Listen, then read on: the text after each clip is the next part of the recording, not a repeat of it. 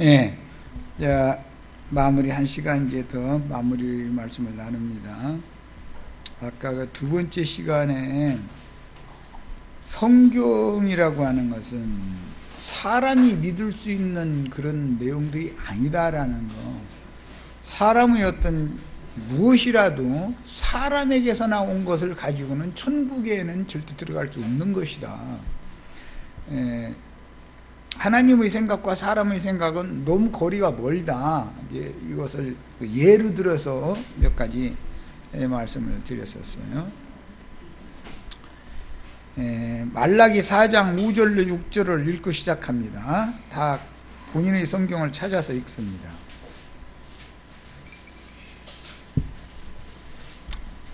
말라기서의 그 마지막 부분이죠.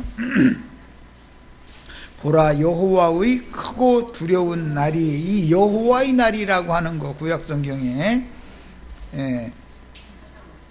여호와의 날이라는 말이 많이 나오죠. 여호와의 날이라는 말은 말씀이 세상에 오는 날을 말하는 거예요, 실제로는. 그런데 그게 크고 두려운 날이다. 그래서 세상에 말씀이 오시려면 세상 심판이 선행되어야만 하기 때문에 예언에 이렇게 되어 있는 거예요. 뭐 어떤 사람들인데 이런 그 구절에 대해서 이해를 잘 못하다 보니까 뭐 안식일 대신 일요일 날이 여호와의 날이라고, 뭐 이제 하나님의 날, 뭐 주 예수의 날이라는 게 일요일이다, 뭐 이래가면서 서로가 이제 계시록에 주 예수의 날에 뭐 요한이 내 뒤에서 나는 음성을 들었다, 이제 그 말씀 나왔잖아요. 그걸 가지고 이 여호와의 날이라는 거 구약성경이 이 용어와 연결시켜가면서 보려면, 아, 그게 구약시대에는 안식일이고 신약시대에는 그 일요일이라, 이제 이래가면서 또 싸워쌌지요. 그럼 참 하여튼 뭐 한 가지도 제대로 말씀을 가르치는 게 없어. 그게 참 이게 보통 문제 아니야. 여호와의 날이라는 것은 그대로 어느 날이 누가 소유자냐, 그 말이죠. 여호와의 날이면 세상 사람들은 다 모든 날들이 귀신의 날이고, 세상 사람들이 사는 건 다 귀신의 날들 사는 거죠. 마귀 날 사는 거죠. 여호와의 날하면 그 날이 주인이 누구냐, 지금 그 말이지. 무슨 놈의 일요일이냐 안식일이냐 그 말, 그거요. 얼마나 사람들이 여호와께서 당신의 창조 세계를 경영하시러 임하시는 날이 여호와의 날이죠. 그날은 여호와의 소유다 이거요. 그 날까지도 하나님의 것이어야 되는 거죠. 날짜와 시간, 뭐 우주 만물 모든 게 다 하나님의 것이어야 되잖아요. 하나님은 날도 찾기를 원하는 거예요. 이건 날이라는 건 내 날이어야 된다, 이제 이걸 하는 게 이게 복음인데. 자, 여호와의 크고 두려운 날이 이르기 전에 내가 선지자 엘리야를 너희에게 보내리니. 이때는 엘리야 선지자 죽은 지가 오래된 다음 얘기죠. 그가 아버지의 마음을 자녀에게로 돌이키게 하고, 먼저 아버지의 마음을 자녀들에게로 돌이키게 하는 일이 엘리야가 와서 해야 되는 일이죠. 그러니까 광야에서 외치는 자의 소리가 있었다 그랬는데, 그 소리의 목적은 뭐예요? 첫 번째는 하늘 아버지의 마음을 당신의 자녀들에게로 돌이키게 하는 것이 첫 번째 목적이에요. 외치는 소리의 목적이. 두 번째는 하나님이 너에게로 돌아오셨으니까 너희가 이제 아버지께로 돌아와라, 이제 이거죠. 그 다음에 자녀들의 마음을 그들의 아버지에게로 돌이키게 하리라. 이것은 하늘 아버지와 하나님의 백성들과의 관계를 중매해서, 친구로 보냄을 받은 자지만 중매를 하는 거예요. 그래가지고 이제 이 말에 대한 의미를 요한이 해석할 때는, 신랑의 친구로 내가 왔는데 나는 신랑께서 신부를 취하는 것을 볼 때 제일 기쁘다, 이렇게 표현을 했죠. 지금 그게 뭐죠? 여호와의 날은 신랑으로 오시는 날을 염두에 둔 말이었고, 신랑이 오셔서 신부를 취했다라는 건 믿는 사람들을 당신의 소유로 취했다라는 뜻이고, 요한은 믿는 이들을 그 아버지께로 돌이키게 해주는 역할을 한 거예요. 중매쟁이 노릇을 한 거예요. 그런데 이게 제사장이 하는 일인데, 제사장은 하나님을 죄인들에게로 돌이키게 해주는 거예요. 죄인들을 또 하나님께로 돌아가게 해주는 거예요. 그게 중보라고 그러죠. 중재자라고 그러죠. 이 일을 하기 위해서 선지자 엘리야를 내가 너에게 앞서서 내가 여호와의 크고 두려운 날에 이르기 전에 내가 신부를 취하기 전에 이 중매쟁이를 앞에 보내겠다. 그 예언이단 말이지 지금. 자, 돌이키지 아니하면 두렵건대, 하나님이 돌이켰는데 백성들이 돌아오지 않으면 어떻게 하느냐? 내가 와서 크고 두려운 날에 그게 주님이 오시는 날이죠. 와서 저주로 그 땅을 칠까 하노라. 이 저주로 그 땅을 치는 것은 어떻게 너희가 지옥 판결을 피할 수 있느냐라는 게 이게 실현이죠. 자, 그에 대한 예언이었어요. 자, 이런 예언을 이루러 광야에 요한이라는 사람에게 하나님의 말씀이 임했는데, 누가복음 3장 2절에 보면 안나스와 가야바가 대제사장으로 있을 때 하나님의 말씀이 빈들에서 사가랴의 아들 요한에게 임한지라, 이렇게 돼 있죠. 자, 누가복음 3장 2절 다 찾아봅니다. 말라기 선지자 이후 하나님의 말씀이 없었어요. 그 암흑기라고 그러죠. 400년 동안. 그동안에 하나님이 말씀이 없었다는 것은 하나님이 자기 백성들을 버렸다라는 뜻이죠. 자기 백성들에게로 하나님이 돌이키지 않았다라는 뜻이고, 야, 그런데 요한이라는 사람이 빈들에서 외치는 자의 소리로 사역을 하기 위해서는 받은 말씀이 있어야 된다. 이게 요한에게 먼저 하나님이 오셔야 된다, 그런 말이야.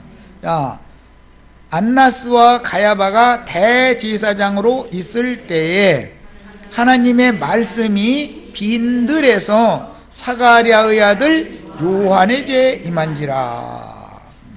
구약시대의 모든 선지자들에게는 주 여호와의 말씀이 선지자 이사야에게, 예레미야에게, 에스겔에게, 다니엘에게 임하였다, 이렇게 돼 있죠. 그런데 말라기 선지자 이후로 쭉 공간이 있는 거예요. 400년이라는 공간이. 그렇다고 해서 역사가 끊어진 건 아니죠. 말씀이 없었지. 그 백성들을 하나님이 자기 백성들에게 돌아오지 않았으니까. 예수님이 오신 것은 말씀이 육신이 되어져 가지고 자기 땅의 자기 백성에게 오셨다, 이렇게 요한복음이 이렇게 돼 있죠. 모든 그 성경의 연결을 잘 생각을 해보셔야 돼요. 그러니까 오리라 한 여호와는 예수님이죠. 무엇로 와요? 말씀이 오는 거다. 말씀이. 자, 그렇게 이제 말씀을 가지고 오셨는데, 주님께서 말씀을 가지고 오신 것은 아버지께서 자기 자녀들에게로 아유 저것들 불쌍하지 하고 이게 돌이킨 거다, 이런 말이야. 그러니까 아버지가 화를 냈으면 먼저 손을 내밀기는 아버지가 손을 내밀어야지, 네가 이기나 내가 이기나 한번 보자 이놈아 하고서 꼬맹이 아들 보고 계속 북북하고 있으면은 아들이 와요 안 와요? 두려워하지요. 아버지를 무서운 사람으로만 알잖아요. 그게 예수님이 세상에 오셨을 때 유대인들의 상태였다 이거예요. 하나님을 아주 막 두려운 하나님으로 만나면 막 쳐 죽이는 그 막 죄가 있으면은 아버지한테 또 혼날까 하면서 집에 안 들어가고 저녁 때 됐는데도 그 대문 앞에서 왔다리 갔다리 하죠.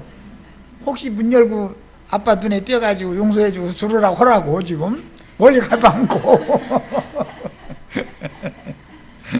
그런 세상 사람을 생각해 보시면 돼요. 자, 그러니 세상 나라의 모든 굽은 것들인 불의 불법들을 아버지가 돌이키시려면 그 세상 나라에서 행해지는 모든 불의한 것, 불법들, 즉 굽은 것을 곧게 펴놔야 된다 이거예요. 우선 은밀하게 그것을 불의 불법들을 은밀하게 행하여 자기들의 배를 채우는 기득권자들인 짐승들과 불의하고 불법을 일삼는 권력자들에게 담대히 맞서는 말씀을 선포할 수밖에 없는 입장에 있다 이거예요. 세례 요한은. 그런데 세례 요한이 잡힌 것이 무엇 때문에 잡힌지 다 아시죠? 헤롯 안디바라고 하는 사람이 자기 제수를 데리고 사는 거예요. 지금 부인이 없냐면 부인도 있는데, 예. 아니 세상에 여자가 없어서 더구나 국민들이 다 보고 있는 왕이잖아, 왕. 근데 요한은 불의에 맞선 얘기를 한다 이거예요. 당신 그럼 되냐? 그런데 이 헤롯이라는 사람 이름이 누구냐면 안티파스라는 사람이요. 그 헬라어로 안티파스라는 그 이름은 무슨 뜻이냐면은 세상의 모든 불의 불법을 반대한다 그런 뜻이요. 나는 세상의 모든 불의하고 불법한 것들을 반대하는 사람이다 라는 뜻으로 안티파스라고 그 아버지가 이름을 지어줬는데, 불의하고 불법한 짓을 앞장서서 해버려 왕이란 놈이. 그러니까 세례 요한은 이런 불의 불법과 맞서는, 즉 말하자면 굽은 것을 펴서 곧게 하는 사명을 받은 사람이니까, 당신이 말이야 무슨 일반 평민 같으면 또 눈 감아줄 수 있어. 아니 나라의 전체의 모든 백성이 바라보고 있는 왕이라는 작자가 말이야 세상 여자가 없어서 예수를 데리고 사느냐고 이제 이래버렸네.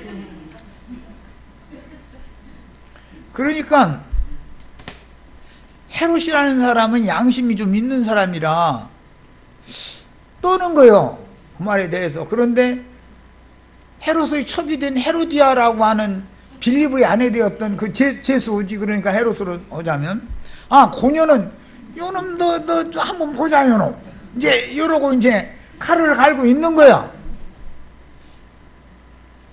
그런데 마침 헤롯이라는 사람이 이제 잔치가 벌어졌네. 생일이 돼가지고 그 사람 이제 요한은 사회를 소란케 하는 사회 여론을 이렇게 왕을 나쁘게, 예? 민심이 이렇게 왕에게서 이반되도록 하는 여론을, 예, 사회를 혼란케 하는 이제 죄목으로 잡아다가 지금 감옥에다가 가둬놓고 있는데, 그 딸년이 또 그래. 춤을 그렇게 잘 췄대나 어쩌가지고 영화도 있더만 그거 보니까 막 이쁜 여자가 막 몸을 막 들어가면서 얼마나 연습해가지고 영화를 찍었는지 막 이제 그거 유튜브에서 보니까 잠깐 그 예고편 막 보여준 데 보니까 아주 이쁜 여자가 막 이렇게 막 몸을 흔들어 댔었더만.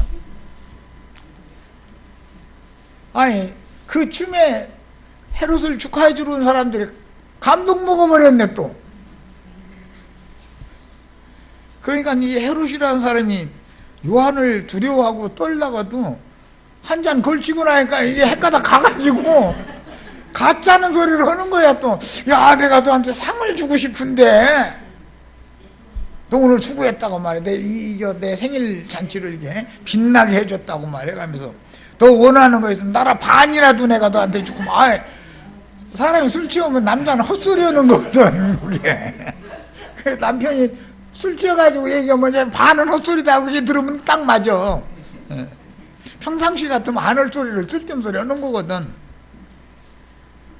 자기를 좀 이렇게 좀 과시하려고 이제 훔치는 소리 하는 거지 뭐.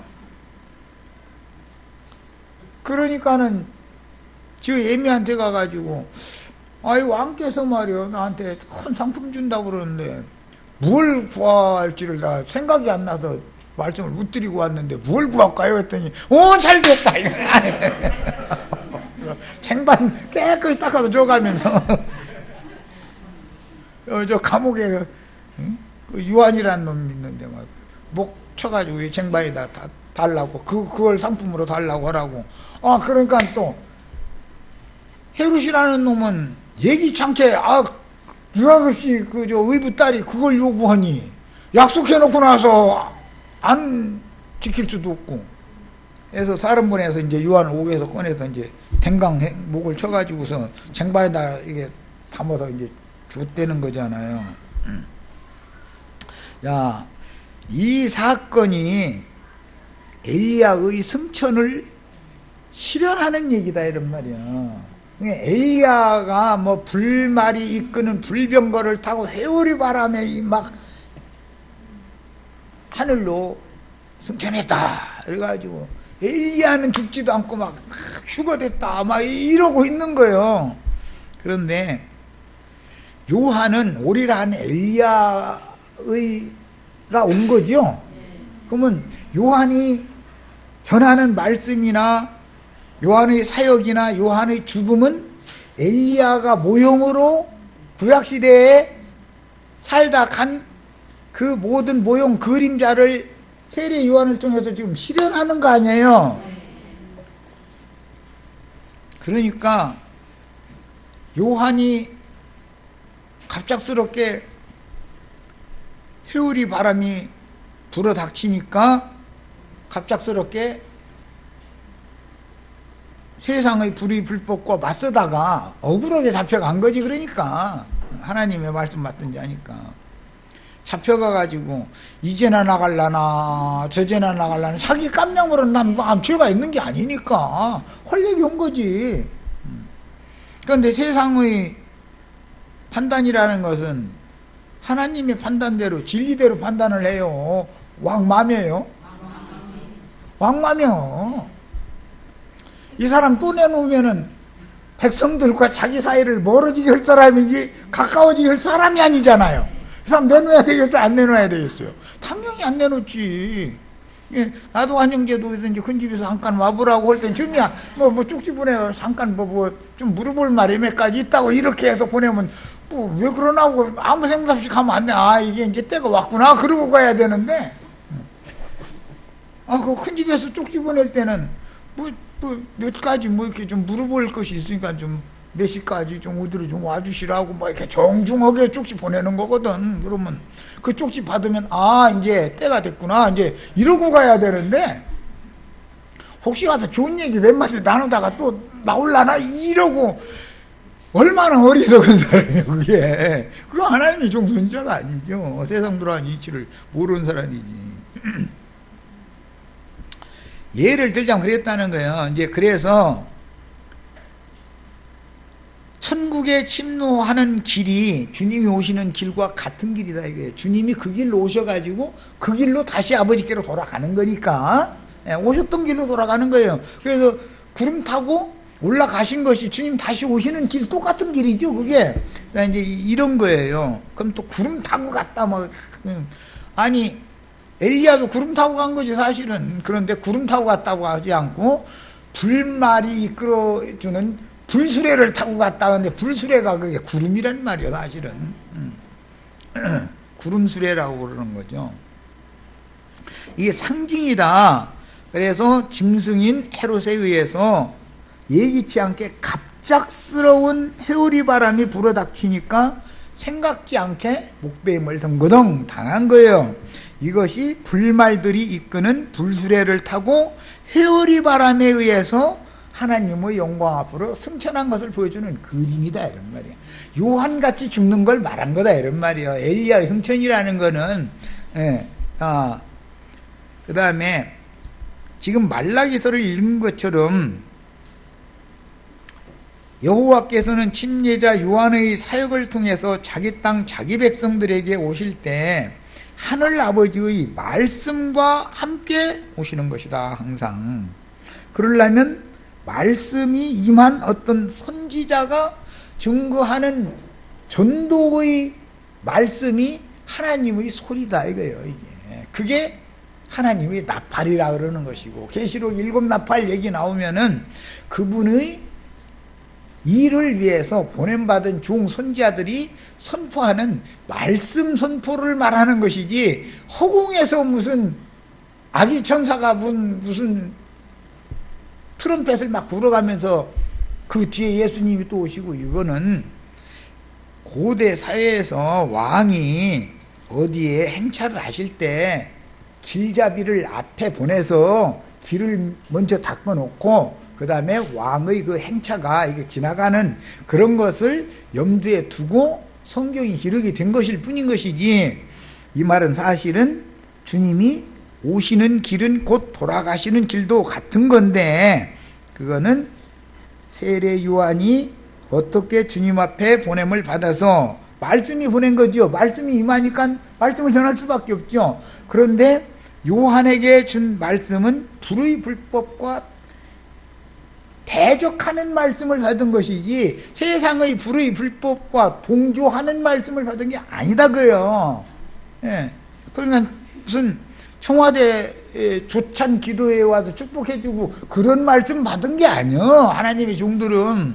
그러니 벌써 이게 다를 수밖에 없죠. 완전히 세상과 하나님 나라는 대립관계에 있기 때문에 세상의 불의한 왕이나 불의한 어떤 제사장들이나 하는 짓거리들에 대해서 대립하는 말을 하게 마련인 것이지, 그 세상을 이렇게 축해주는 그런 말을 할 수가 없는 거죠.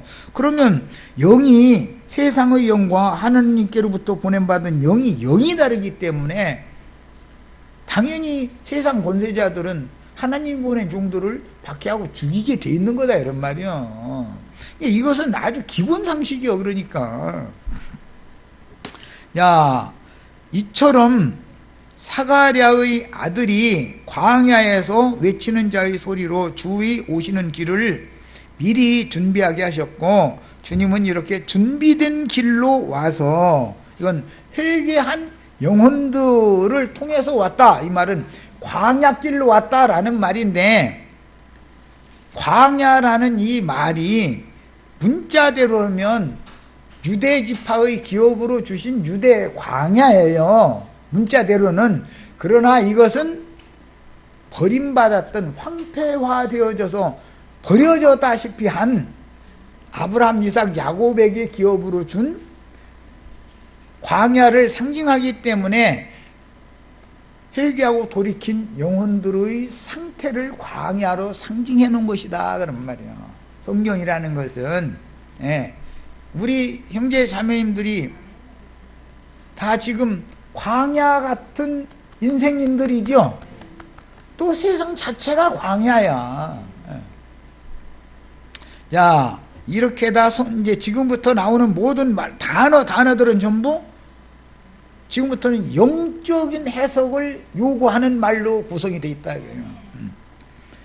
자, 그가 오실 길을 곧게 하라 하였느니라 그랬는데, 본문에서 그가 오실 길이라는 것은 여호와의 날에 여호와께서 임하실 것이 성경에 예언된 대로인데, 이것은 예수님이 오셔서 메시아의 왕국을 가지고 오셔서 메시아의 왕국으로 불러들이는 말씀을 전하러 오시는 것이다, 이거예요. 말씀을 선포하러 오시는 거다. 여호와가 자기 자녀들에게 돌이킨다라는 것은 자기 자녀들을 훈육하고 자기 자녀들을 설득하고 깨닫게 해서 천국의 자녀가 되도록 만들러 오는 얘기인 것이다, 그런 말이에요. 그러니까 예수님이 여호와의 오시는 날에 예수님이 오셨죠. 아직 내 때가 이르지 아니하였나이다, 주 예수의 날에, 이제 이런 얘기가 나오면 그 의미를 그게 토요일이다 일요일이다 이런 얘기가 아니다, 이거예요. 하나님이 말씀을 가지고 우준한 어둠에 잡힌 사람들에게 찾아오셔서 빛의 세계로 불러들이는, 말씀을 전파하는 오시는 날을 말하는 것이다, 이거예요. 성경에 이 날이라는 말은 모두 복수형으로 돼 있어요. 어느 날에서 시작해서 어느 때까지 그 전 기간을 날들이라고 돼 있는 날이란 말이에요. 이렇게 돼 있는 거예요. 이제 이런 기본 그 진리 지식을 갖추셔야 됩니다.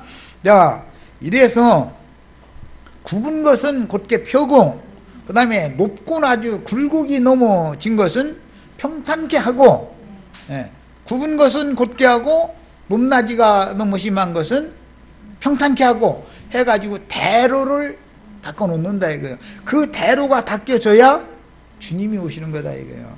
자, 요한의 사역이 끝나면 예수님이 오셔야 되는데 요한이 아니 지금 왕이 오시려고 가마가 뒤에서 기다리고 있는데 전대가 앞에서 계속 씨 물러가라 씨 물러가라 계속 그러고 있으면 가마가 지나가지 못하죠. 그럼 저만큼 가면서 씨 물러가라 이래야 되는데 가마가 바짝 따라왔는데도 계속 그 자리에 서서 씨 물러가라 씨 물러가라 이러고 있으면 가마가 못 오잖아. 가마는 가고자 하는 목적지가 있는데 왕을 태운 가마는 그럼 어떻게 돼요? 회오리 바람을 보내면 되죠. 회오리 바람 휙 해가지고서 해가지고 요한을 휙 둘둘 말아가지고 하늘로 휙 데려가면 길이 터진다 이거예요. 길을 닦으라겠지 지가 길 막고 있으라고 한 건 아니잖아. 성경 어디에 너는 길을 닦으라고 돼 있지 요한 너는 길 닦아놓고서 그 길 가운데 서서 막고 있어 이런 거는 없잖아. 길을 닦았으면 비껴야 되잖아. 왕이 오시니 때가 이제 됐으니까. 근데 아니 길 가운데를 서서 계속 헛소리만 해. 또 하고 씨 물러가라 씨 물러가라 이러고 앉았으면 비껴 이놈아. 그래도 못 알아들어. 그럼 어떻게 하면 돼요? 회오리 바람을 보내면 되는 거예요. 이해하셨죠? 이게 엘리야의 성천이라는 거예요.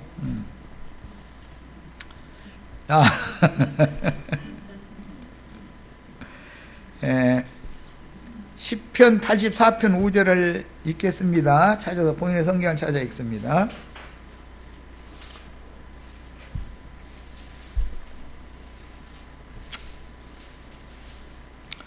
길 가운데에서 자꾸 거추장스럽게 이렇게 하는 것은 요한이 예수님이 세례를 제자들을 통해서 세례를 시작하면 요한은 세례를 해야 돼요? 안 해야 돼요? 안 비껴 얘가. 왜 그러느냐? 예수님을 따르는 사람보다 요한을 따르는 사람이 그때 당시 더 많으니까 이게 사람이라는 게 그런 거예요. 그래서 여기 많이 오시지 말라고 그래. 그래서 나도 그냥 변질될까 무서니까. 사람은 몰라 그놈 거. 자기 제자를 또 두면 안 되죠. 뒤에 오시는 얘기로 중매를 다 해야 되잖아. 그런데 자기 제자를 끝까지 두는 거 아니야. 그러면 그런 거 보고 뭐라고 그러냐면은 좋은 사람이 있다고 아가씨 소개해주고 나서는 뒷전에 가서는 아가씨하고 시간 있느냐고 또 이러고 앉았어 또. 그럼 그거 안 되는 짓을 하는 거 아니야. 처음에는 사역을 참 잘했습니다 요한이. 그런데 나중에는 이상이 흐려진 거죠. 그러니까 그러다 보니까 이제 한 건데 그래도 거기까지 주님이 쓰시는 거예요. 그래서 아무리 많은 것을 본 선지자인 같이 떠들어도 주님께서 백지 한 장 차이지만 한 장 너머를 못 보게 하면 한 발짝도 더 못 나가. 안 되는 거예요. 하나님이 열어주시는 것까지만 알게 돼 있어. 이게 너무 영의 세계이 비밀스럽습니다. 그래서 함부로 떠들면 안 돼. 자, 시편 84편 5절 주께 힘을 얻고 그 마음에, 거기 이제 동그라미 넣습니다. 마음에 시온의 대로가 있는 자는 복이 있나이다. 시온의 대로라는 것은 팔레스타인 땅에는 애굽으로 통하는 왕의 대로라는 것이 이 고속도로가 그때 당시 뚫려 있었어요. 그 왕의 대로라고 그래요. 그런데 그것이 시온의 대로라고 불렀단 말이에요. 선지자들은. 거기서 애굽에서 예루살렘 성, 시온산 성이니까 으로 올라가려면 그렇게 큰 길이 닦여져 있었던 거예요. 그런데 내려가는 길도 되죠. 시온에서 애굽으로 내려갈 수도 있잖아. 그 길 타고. 애굽에서 올라오기만 하는 게 아니고. 자, 이것이 이제 그때 당시 역사 지리적인 대로가 있었는데 왕의 대로라고 그래요. 그 대로를 선지자들이 표현할 때는 인간의 마음에 시온의 대로가 뚫려 있는 사람이라고 표현을 했다. 그러니까 팔레스타인 땅은 사람을 상징하는 거죠.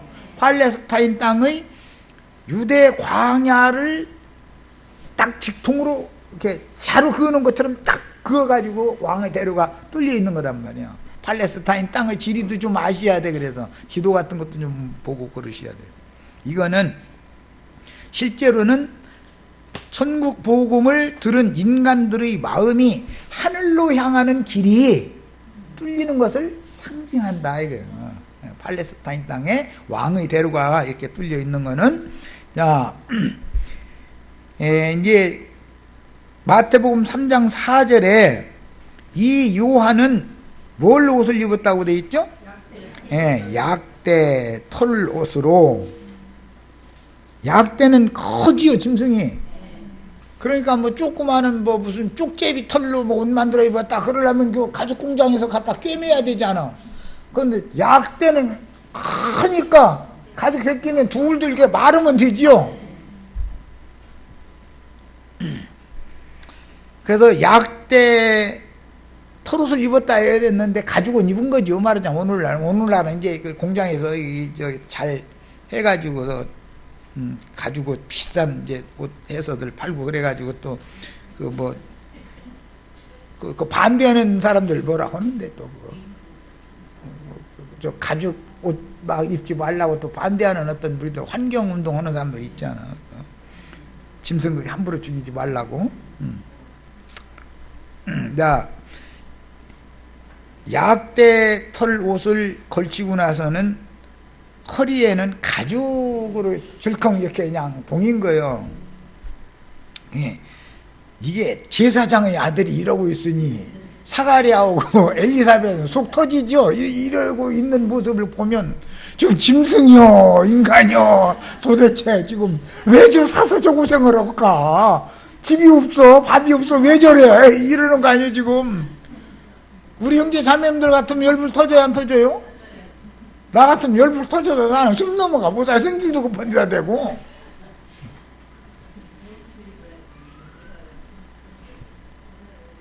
거기다 대고 우리 이제 내가 성질 급하면 또 우리 김명숙 자매 옆에서 당신 왜 그러지 말라고 해도 생각 있어 그래. 또 이렇게 하면 막 이제 까불어져 버려. 이제 꼭 그러더만 보니까 나 여기 애들 편을 꼭 들어. 내 편을 안 들어주고.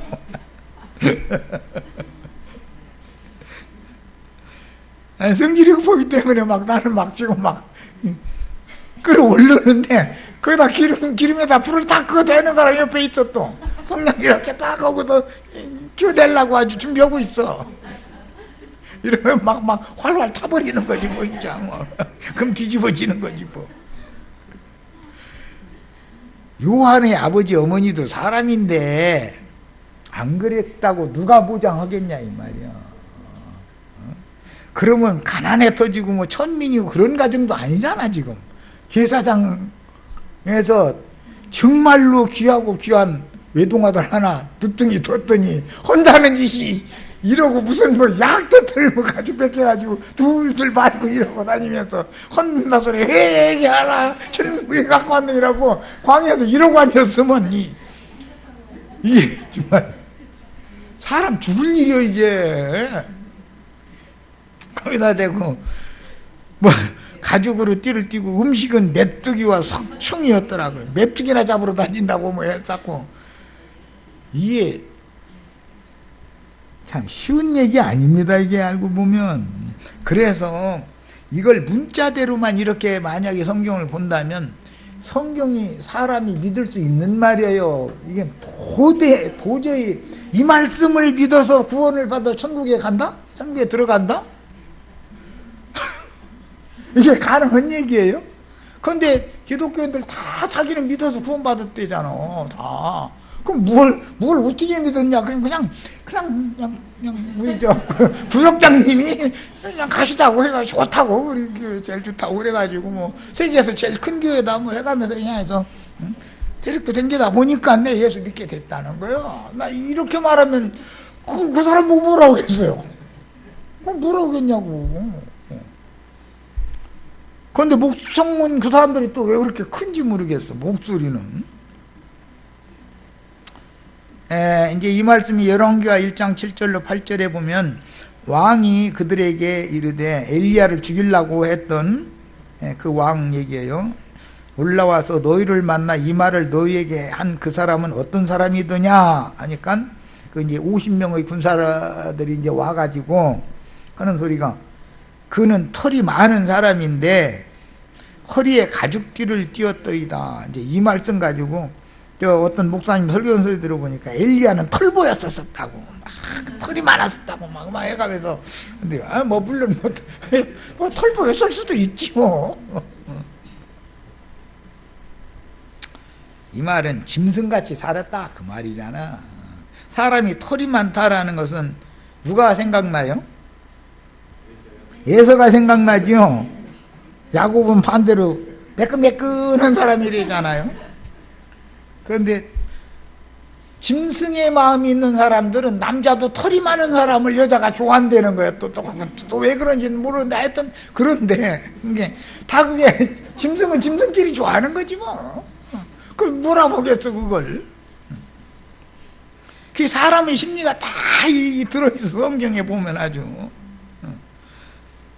이 낙타는 부정한 짐승이에요, 정한 짐승이에요? 약대라고 그러죠. 약대. 참 유용하기는 하죠. 사막길을 걸을 때, 여행할 때 뭐 이게 다 타고 다녀야 되니까. 그런데 정한 짐승이 아니야 이거는. 자, 그럼 말하고자 하는 의도가 대충 감이 오죠. 이제 요한이라는 사람은 부정한 짐승처럼 당세의 큰 자는 큰 자지만, 짐승 중에 큰 짐승이니까 이게 약대는 당세의 큰 자는 큰 자지만 부정한 짐승의 모습으로 오늘날로 말하는 자연으로 돌아가자, 자연인으로 살았다 이거예요. 자연인으로 그냥 문명 문화 이것을 거부한 사람이다 그런 말이에요. 이해되셨죠? 자, 스가랴서 13장 4절에 보면 그날에는, 이거 이제 그거 두려운 날 여호와의 날이에요. 그날에는 선지자들이 예언할 때 그 환상을 갖기 부끄러워한다. 자기가 지금 잘못 보는 것 때문에 자기가 예언을 한 것이 틀린 것이 너무 많이 이제 뽀롱이 나면은 예언하는 것을 부끄러워하게 되겠죠. 부끄러워할 것이며 사람들을 속이려고 털옷도 입지 않을 것이다 그랬어. 그때 당시 선지자 인체하려면, 하나님 말씀을 전하는 사람 인체하려면 어떻게 하고 살았다는 거예요? 털옷을 입고 살았다라는 거죠. 짐승 가죽옷을 입고 살았다는 거잖아요. 야, 짐승 가죽옷을 해서 입은 사람이 최초에 누구였어요? 아담이죠. 누가 만들어 입혀줬어요? 하나님이 자신이 만들어 입혀준 거예요. 그런데 후대에 와서 자칭 선지자들은 내가 하나님이 보낸 선지자인 채 하려면 가죽옷을 지가 지어서 입는 거예요. 이제 털옷을. 이런 것이 그때 당시 이스라엘 사회의 그 문화의 배경이다 이거예요. 그런 배경을 아셔야 돼. 야, 털옷을 걸치고 가죽띠를 동요맨 옷차림은 자연 속에 묻혀 살면서 금욕적인 구도자의 모습으로 살아가는 경건주의자들이라고 그랬어요. 그때 당시 경건주의자들이라고 그래요. 오늘날로는 이 사람들이 산당 제사장들이죠. 기도원은 다 산속에다, 요즘에는 이제 뭐 도시에도 뭐 기도원이라는 걸 하는 경우도 참 있지만, 산속 사람들이 많이 찾아오지 않는 어떤 조용한 곳에 큰 건물 지어놓고 무슨 기도원 하면 사람들이 몰리죠. 그들은 날마다 밥 먹고 뭐해요? 기도만 하죠. 그래서 세상교회에서는 그 기도파라고 그래. 기도파가 늘 무릎을 꿇고 기도를 하면은 그 사람들이 볼 때는 속세의 예배당 목사님들은 저건 너무 속된 사람들이요. 자기네들처럼 경건하게 산속에서 아예 안 듣고 안 보는 게 낫다 이거요. 세상사는 저 산속에 들어가서, 그러면 먹지도 말아야 되는데 또 기도원에 사람들 자꾸 불러 모아가지고 설교하는 건 왜 그래요? 헌금 내놓고 가라는 거 아니에요 지금? 그걸 먹고 살라고. 그냥 알고 보면 그게 그건데 미선적인 사람들이지 이게. 이런 사람들 이게 경건주의자들이다 그래요. 요한은 낙타 무릎에 떼는 거잖아요. 얼마나 기도를 많이 했는지. 그런데 예수님은 제자들하고 다니면서 뭐 기도도 그렇게 막 시간 정해놓고 막 이렇게 하는 것도 아니고, 그렇다고 예수님 기도를 안 하셨다는 게 아니에요. 예수님이 낙타 무릎 뗐다는 구절은 없어. 그때 당시 이 사람들을 경건주의자들이다 그랬어요. 이 사람들은 세상을 모두 비관적으로, 비판적으로 보는 사람들이죠. 이런 사람들은 그 영이 무슨 영이냐면 염세주의라는 말 아세요? 염세주의? 네. 염세주의 영을 받은 사람이다. 세상이라는 것은 아이고, 세상 하면 아이고, 팔을 막 흔들어 버려. 그런데 자기는 왜 세상에 있는 세상의 것을 먹고 마시면서 살아? 왜 그럼? 그건 뭐예요?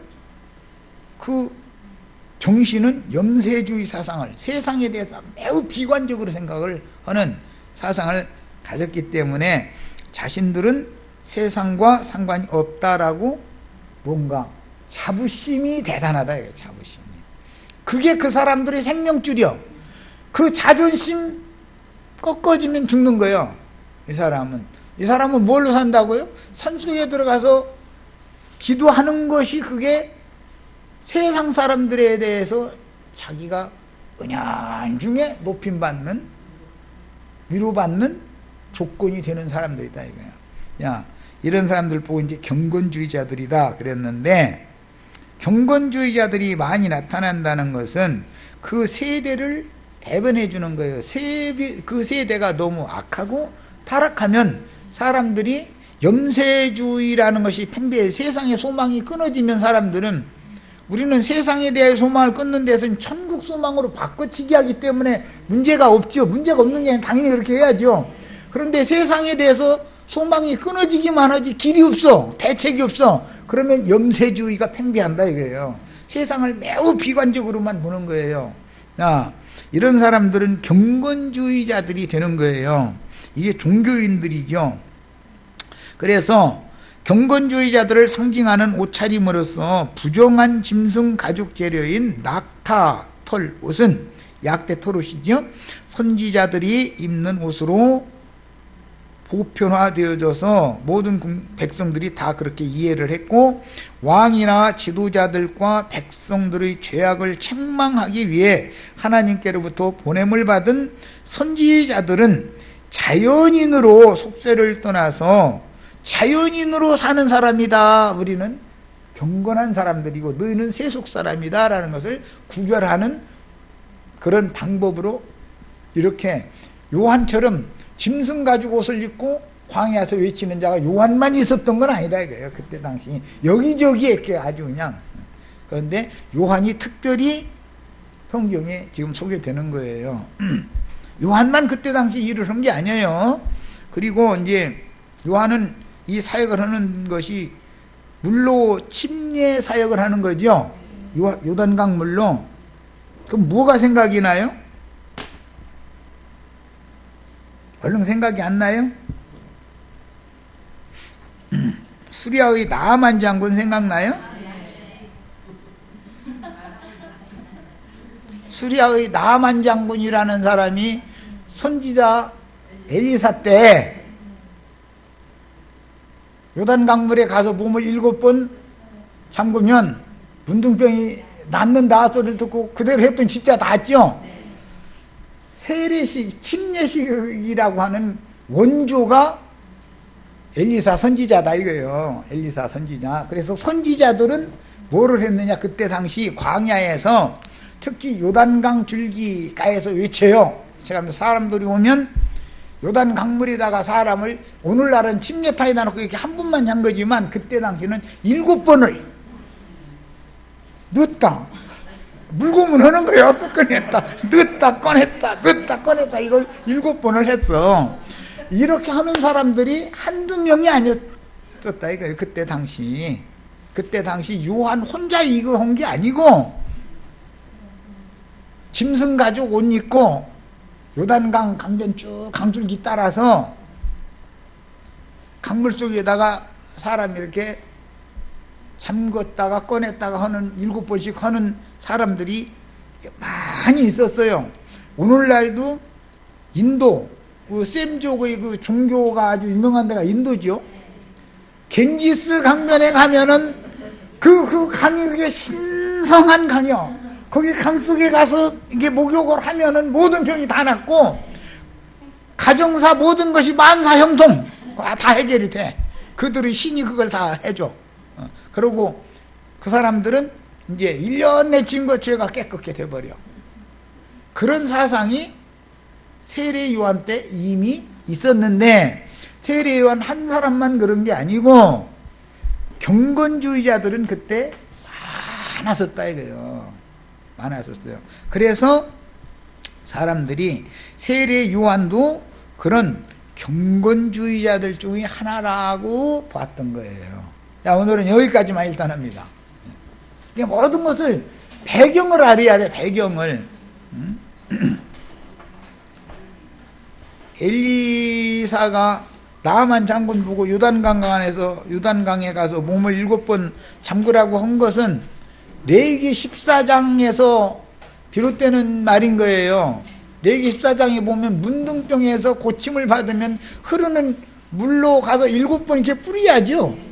이제 거기서는 물을 뿌려주는 걸로 돼 있는데 선지자 엘리사는 아예 강물 속에다 그냥 몸을 잠그라. 그래서 7번 다 그거 하고 나면은 어린아이 살과 같이 여상하게 된다는, 회복된다는 거예요.